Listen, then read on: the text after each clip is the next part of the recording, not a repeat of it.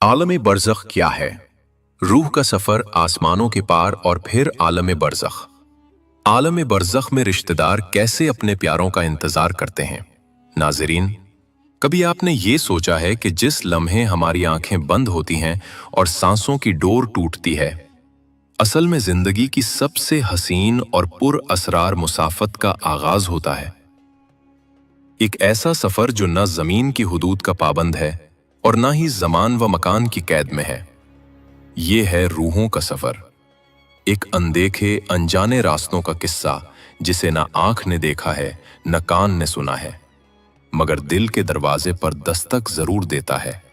ये सफ़र रूह को अपने खालिक की तरफ लौटने, आलम बरज़ख की वादियों से गुजरते हुए अबदी हयात की तरफ रवाना करने की दास्तान है।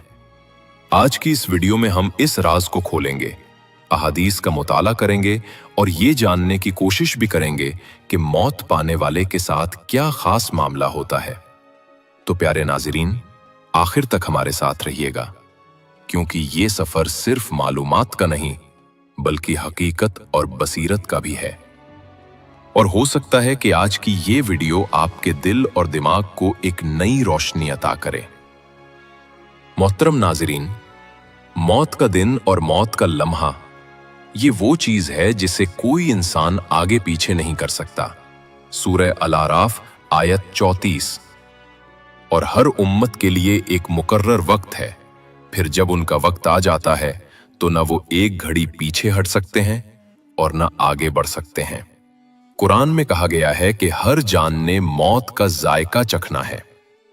नाज़रीन, मौत एक ऐसी हकीकत है जिससे हर इंसान को दो चार होना है। हर इंसान को मौत का जायका चखना है। जब वो लम्हा आता है तो आंखें बंद हो जाती हैं, सांसें रुक जाती हैं और रूह जिस्म से निकल जाती है। लेकिन उसके बाद क्या होता है? और मरने के बाद हर इंसान को कब्र में जाना है। कब्र आखिरत की मंजिलों में से सबसे पहली मंजिल है। अगर किसी शख्स ने इस मंजिल में कामयाबी हासिल की तो आगे का मामला उससे आसान है, और अगर कोई शख्स कब्र की मंजिल में नाकाम हुआ तो आगे का मामला उससे कहीं ज्यादा सख्त है। जब मैयत को कब्र में दफनाया जाता है और लोग वापस आ जाते हैं तो उनके कदमों की आहट मैयत को सुनाई देती है, और फिर उसकी रूह को लौटा दिया जाता है और उसे बरज़खी जिंदगी अता की जाती है। रूह कहा जाती है। मौत के बाद रूह 7 आसमानों की तरफ उठती है, जहां वो कायनात के राज दरियाफ्त करती है। हर आसमान में वो मुख्तलिफ जहान और आलम देखती है। आखिरकार रूह अल्लाह तक पहुंचती है, फिर उसे बरज़ख के पुशीदा आलम में भेज दिया जाता है। वहां रूह खाती पीती है, बात करती है और इंतजार करती है अपने दुनियावी रिश्तेदारों का। ये ना दुनिया है ना आखिरत, बल्कि एक अलग जहान है, एक पुर असरार जगह जिसके अपने कवानीन हैं। ये दुनिया से ज्यादा हकीकी है। नाज़रीन, आज हम बात करेंगे रूह का सफर 7 आसमानों के पार और फिर बरज़ख तक। हम अपने सिलसिले को जारी रखते हैं जो पुशीदा आलम के बारे में है। कुरान में कहा गया है कि उसने 7 आसमान पैदा किए तह दर तह। अब वक्त आ गया है कि मौत के बारे में बात की जाए। जल्द ही रूह अपने सफर का आगाज 7 आसमानों के पार करेगी, लेकिन उससे पहले वो मलिकुल मौत से मुलाकात करेगी और जिस्म की कैद से निकाली जाएगी। एक मोमिन के लिए ये लम्हा बहुत आसान होता है। जब मौत का वक्त करीब आता है तो मोमिन के लिए ये लम्हा खौफ या दहशत का नहीं बल्कि रहमत और सुकून का लम्हा होता है। मलिकुल मौत अलैहिस्सलाम मोमिन के सामने निहायत खूबसूरत और पुरनूर शक्ल में जाहिर होते हैं। उनके चेहरों से नूर और सुकून टपक रहा होता है। वो आहिस्तगी और नरमी के साथ मोमिन की रूह को जिस्म से निकालते हैं, जैसे पानी मश्क के मुंह से आराम से बहकर निकल जाए। उस वक्त मलिकुल मौत मोमिन को खुशखबरी देते हैं, ऐ पाकीज़ा रूह, अल्लाह की रहमत, उसकी बख्शिश और जन्नत की खुशखबरी के साथ अपने रब की तरफ निकला। कहा जाता है कि जब हजरत इदरीस अलैहिस्सलाम ने उन फरिश्तों को देखा तो उनके हुस्न पर हैरान रह गए। अब दुनिया रूह के पीछे छूट गई। यही वो लम्हा है जब रूह अल्लाह से मुलाकात करेगी।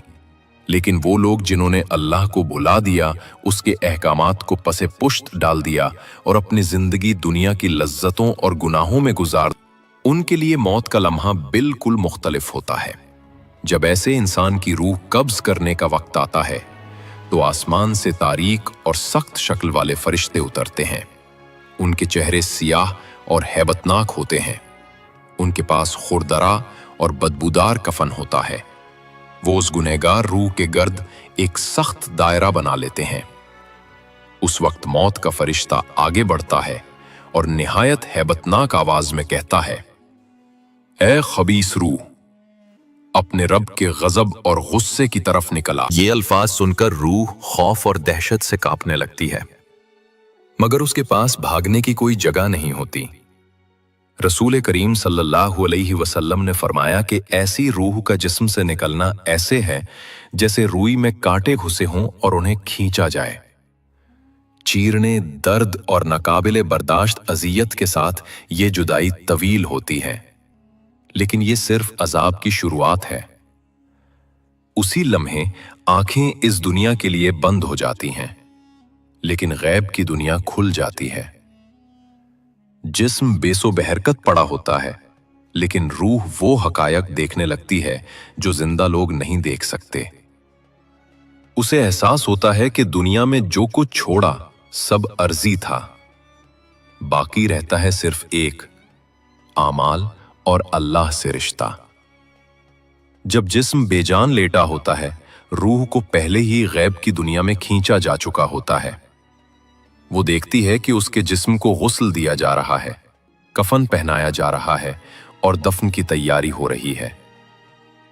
लेकिन वो ना किसी से बात कर सकती है, ना छू सकती है। वो मौजूद है मगर एक और जसद में।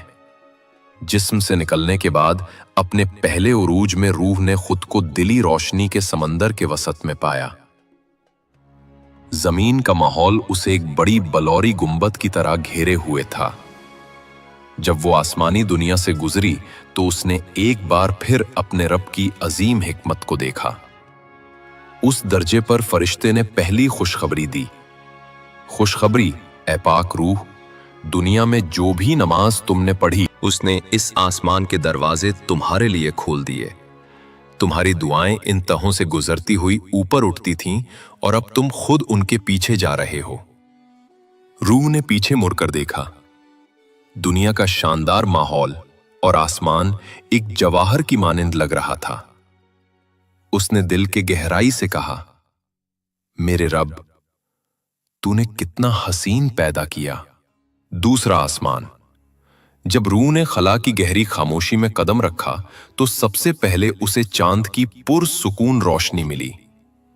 फिर सूरज ऐसा था जैसे पूरा निजाम रूह से कह रहा हो, आगे बढ़ ए बाबरकत रूह, बड़े जहान तुम्हारा इंतजार कर रहे हैं।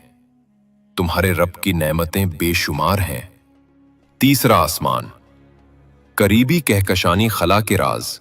सूरज के निजाम को छोड़ने के बाद रूह बैनुन नुजूमी खला में दाखिल हुई। सितारों के दरमियान की खाली जगह, यहां कायनाती हवाएं चल रही थीं। कहकशा का निगरान फरिश्ता अपने वसीया परों को फैलाए कह रहा था, खुश आमदीद इस अजीम सरबल में। अब तुम पूरी कहकशां देख रहे हो। हर सितारा अल्लाह का एक कलिमा है। जब रूह कहकशां की सरहद के करीब पहुंची तो वो रब की तरफ बढ़ रही थी। आसमान, कहकशाओं की दुनिया। पांचवें आसमान के दरवाजे पर रूह अचानक रुक गई। उसके सामने नाकाबिले तसव्वुर मंजर खुल गया। दर्जनों कहकशाएं रोशनी के पहियों की मानिंद घूम रही थीं। रूह ने कायनात की हुदूद को पार किया और गैब के आलम में दाखिल हो गई। जैसे जैसे वो अल्लाह के करीब पहुंची, उसे दिखाया गया कि पूरी कायनात दरअसल बहुत छोटी है। 18,000 आलम तख्लीक किए गए हैं और सब अल्लाह की कुदरत के मातहत हैं। जब अल्लाह की तजल्ली जाहिर हुई तो रूह बिल्कुल पिघल गई। अब कोई भी बाकी न रहा, बस वही रहा। तमाम जहान, कहकशाएं और सितारे उस मुकद्दस हजूरी में एक नुक्ता की मानिंद थे। फिर खुदाई खिताब आया, ऐ मेरे बंदे, तूने दुनिया में मेरी खातिर नमाज पढ़ी और मैंने तेरे लिए जन्नत में जगह तैयार की। तूने मेरी रहमत की उम्मीद रखी और मैंने तुझे अपनी सबसे ऊंची रहमत तक पहुंचाया। खुश आमदीद।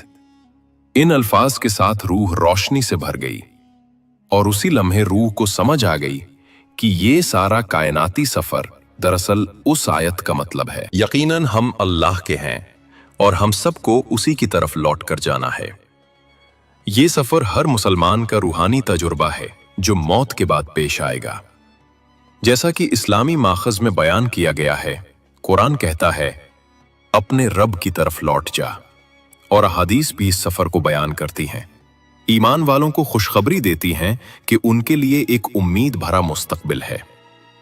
जब रूह अल्लाह तक पहुंच जाती है तो उसके हुक्म से उसे वापस जमीन पर भेज दिया जाता है। उस वक्त दुनिया में लोग मैयत को गुस्ल देते हैं, कफन पहनाने की तैयारी करते हैं।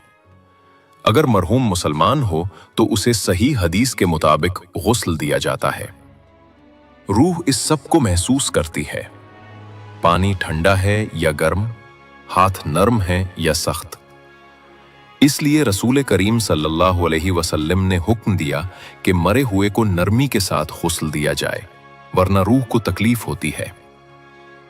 गुस्ल के बाद रूह जनाजे का इंतजार करती है। कुछ रिवायतों में है कि वो जनाजे को देखती है।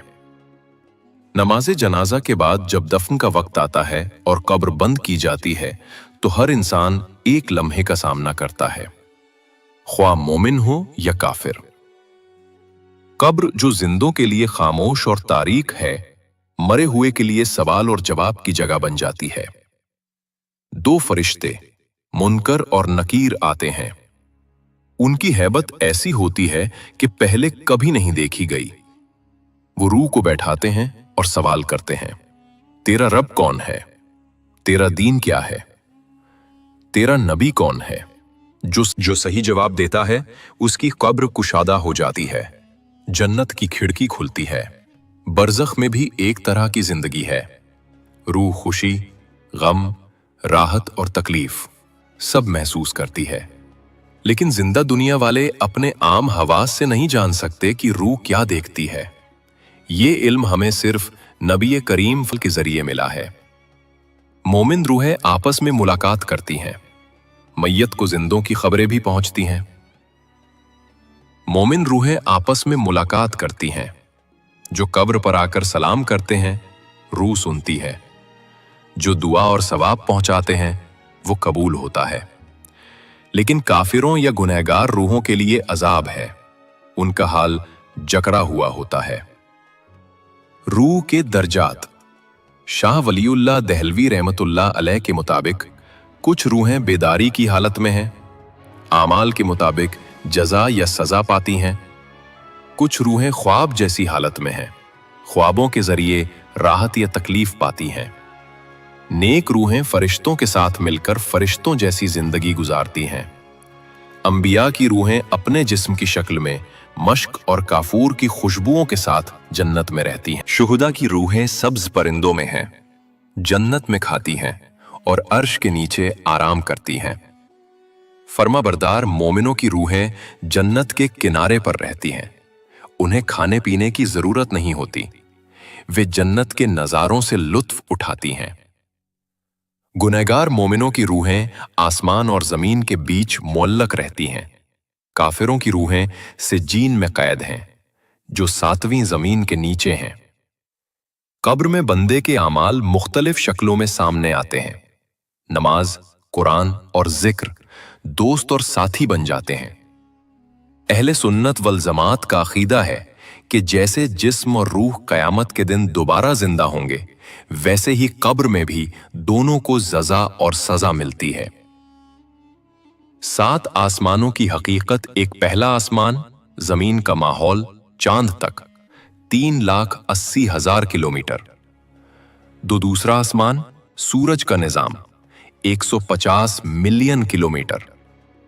तीसरा आसमान, करीबी सितारे 3.26 नूरी साल। 4 चौथा आसमान कहकशां मिल्की वे। 5 पांचवा आसमान मकामी कहकशां का झुरमट।